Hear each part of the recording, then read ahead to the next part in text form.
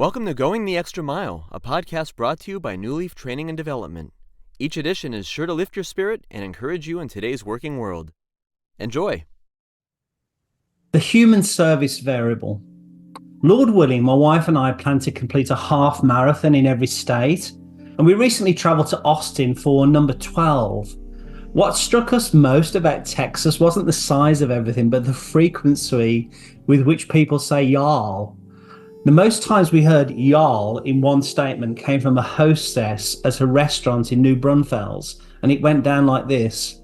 How y'all doing? Y'all want a booth or y'all want to wait for a table? What do y'all prefer? Whatever y'all want. Anyway, it's great to have y'all here. Welcome again, y'all. It's funny. Technology is rapidly changing the customer experience in tiny yet noticeable ways, mostly for the good. Our boarding passes, of course, are now always on our phones. I managed to get free Wi-Fi throughout the flight. At the hotel, we didn't need to wait to check in at reception as we'd already done so on their app. We didn't even need a physical key card to access our room, as that was also on the app. Technology can, of course, be a game changer, making our lives easier in most cases. Yet on this trip, it wasn't the technology that will stick in our memories, but the choices made by the human beings in their respective service roles. When technology works, it's a dependable constant, but with human beings, it's an undependable variable. A person may physically be at work, but it doesn't necessarily mean they're going to put their mind, their heart, and their soul into that work. Here are 4 simple examples from our trip that speak to this human variable. Number 1. We picked up the rental car and honestly wondered if the person lounging in the chair behind the desk had a pulse. She didn't look up from her personal cell phone throughout the whole transaction.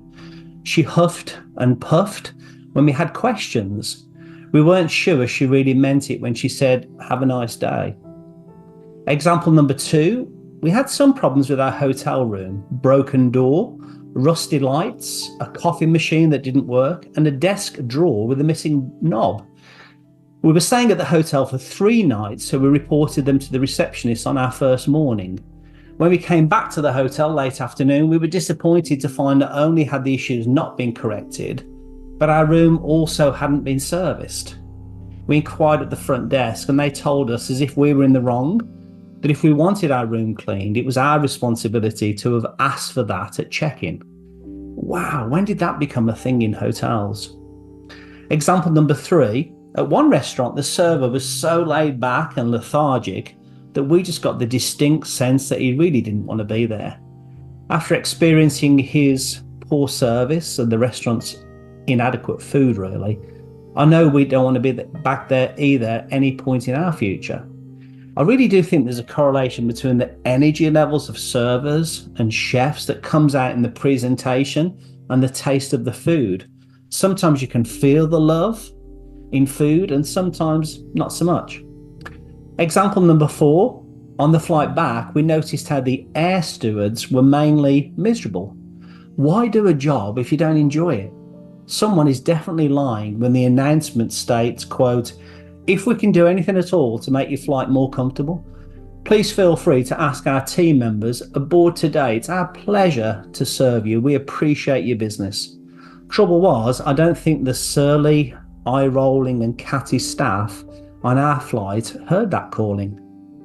In summary, technology is a great enabler, making our service experience much easier, often just at our fingertips. Yet the underlying variable that creates memories to moan about or praise still resides within the human being. Why do some people have a servant's heart and others you wonder if they even have one? My prediction is that within less than 20 years, robots and other forms of artificial intelligence will actually replace many of the people interactions we had over our trip. Sadly, and I think very sadly, I sense that service levels will actually improve when there are less humans influencing the variable within that customer equation. I hope you found that short story useful, and if you did, feel free to rate, review, and share this podcast. We'll be back next week with another episode, and we also invite you to check out our other weekly podcast, Take 5. an inspiring interview with a leader worth listening to. Bye for now.